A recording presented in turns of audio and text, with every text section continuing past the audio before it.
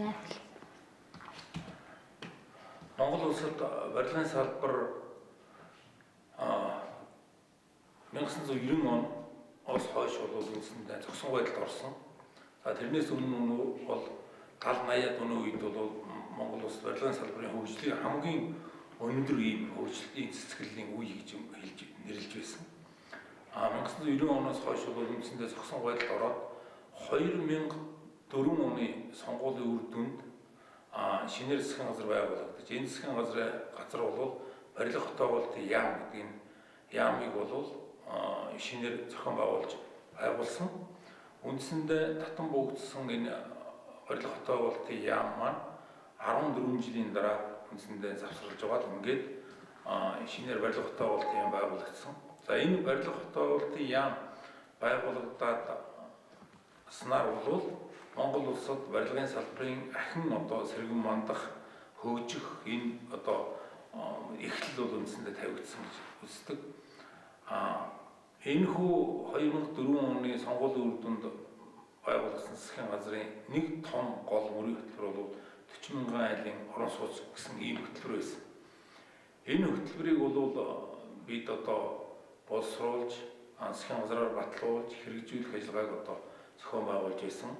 За энэхүү хөтөлбөрийг боловсруулахад үндсэндээ бид гар нэлж ажиллаж байсан хэсэг хүмүүс барилга хотоогоолт яам шинээр байгуулагдсан газрын даргамаар удирдаад үндсэндээ энэ ажлыг хийсэн. За энэ ажилд бол миний бие анхуу гэж би тэр үед бол барилга хотоогоолт яамны барилга нийтийн аж ахуйн бодлого зохицуулалтын газрын дарга байсан. За манай төрийн захиргаа удирдлагын газрын даргаар бол Жаргал сайхан гэж залуу ажиллаж байсан. За мөн хотоогоолтын газрын даргаар Батболд гэсэн энэ хүмүүс бол бид хамтарч ажиллаад үндсэндээ 40 мянган орон сууц хөтөлбөрийг боловсруулсан. За энэ боловсруулах үйл ажиллагаанд оролцоход бол мэргэжлийн хүмүүс барилгын чиглэлээс, хот байгуулалтын чиглэлээс нь оролцож байсан бол хууль эрх зүйн чиглэлээс, эрх зүйн зохицуулалтын чиглэлээс тэр 40 мянган орон сууцын хөтөлбөрийг дагаж боловсруулах хуулийн өөрчлөлтүүд гэж үндсэндээ бид нар 15-6 хуулийн дээр өөрчлөлт оруулахаар ажиллаж боловсруулсан боловч эцсийн үр дүнд нь энэ 40 мянган орон сууцын хөтөлбөртэй уялдаж 6 хуулинд л өөрчлөлт оруулсан. За энэ ажлыг бол гол нугалж боловсруулах үйл ажиллагааг нь хийсэн бол манай төрийн захиргаа удирдлагын газрын дарга байсан Жаргал сайхан энэ ажлыг бол голлон хариуцсан. Тэгээ үндсэндээ засгийн газраар оруулахын би санаж байна.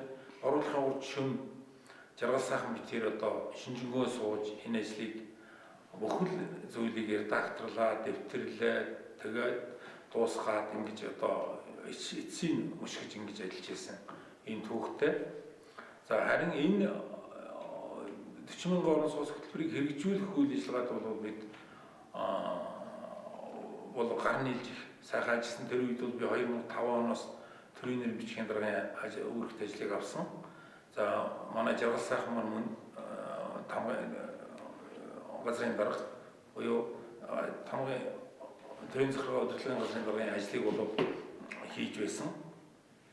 Үндсэндээ аливаа үйл хэргийг бүтээх, аливаа том зорилтыг хэрэгжүүлэхийн үйл ажиллагаанд бол хамтарсан баг, нэг санаатай, нэг зорилготой ах トゥ мэт ийм хүмүүс бол нэгдэж нэгтэрч ажиллах бол ажлын үр дүнд хүрдэг гэдэг жишээг бол тэр үед манай барилга хотоогоолт яамны жишээн дээр бол харж болно. Тухайн үед бол талигач наран цэцэрлэлт. За мөн манай барилга нийтийн аж ахуйн бодлого зохицуулалтын газрын дарга Мягмар. За манай төрийн захиргаа удирдлагын газрын дарга Жаргал сайхан гэгчээтэй ингээ өөрөө найз нөхдийн журмаарч найзралд нөхөрлж чаддаг, ажил хэргийн журмаарч ажиллаа ямар ч хийдэлгүйгээр ажиллаж чаддаг. Тэр үед энэ барилгын салбарын хөгжил, энэ цэцгэлд бүтээн байгуулалтын ажлын эхийг бол тухайн үед бол ийм сайхан тавьж байсан ийм уламжлалтай ийм энэ дээр яах вэ? Дуусна хэсгээс илүүч. Энийг үгүй тийш тавьчих тийм хүн яриад ирсэн болохгүй ч.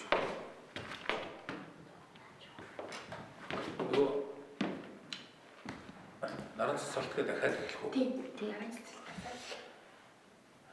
За ингээд бид 40,000 орон сууцны хөтөлбөрийг одоо засгийн газраар батлуулж барилгын салбарт энэ ихтэй байгуулалтын ажлыг үндэсэнд эхлүүлсэн.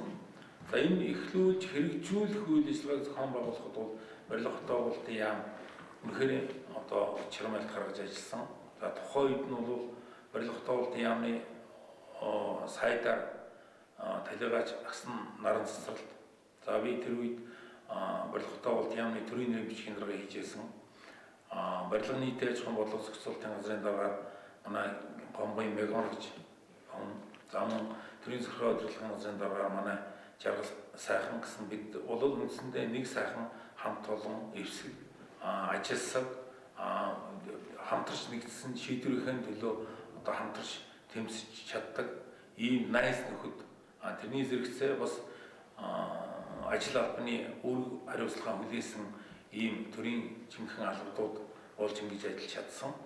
За энэний үр дүнд бол тухайн жилүүд бид нар бол томоохон ажил хийсний нэг ажил бол юу гэхээр одоогийн яаж хүн мэддэг болсон ипотекийн зээл гэж өөрөөр хэлбэл орон сууцаа барьцаалаад банкнаас урт хугацааны зээл авч ингэж орон сууцтай болох энэ боломжтой болох энэ хуулийн төсний анхны ойлборуудыг бол тухайд боловсруулсан.